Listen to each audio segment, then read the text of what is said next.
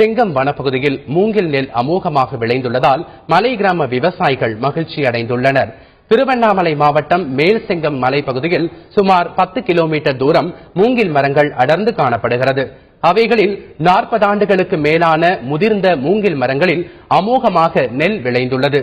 மூங்கில் நெல்லை சேகரித்து பதப்படுத்தி உமியை நீக்கி மூங்கில் அரிசியை உற்பத்தி செய்யும் பணியில் மலை கிராம விவசாயிகள் ஈடுபட்டுள்ளனர்.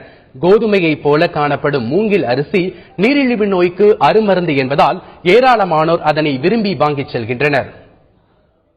குடும்பத்தில் ஒரு மூட்டை, அரை மூட்டை, 2 மூட்டை அது போலலாம் அந்த நெல்லை ஆர்வத்தோடு கொண்டாந்து வாரி சுத்தம் பண்ணி அவங்க பயன்பாட்டுக்கு வச்சிருக்கிறாங்க.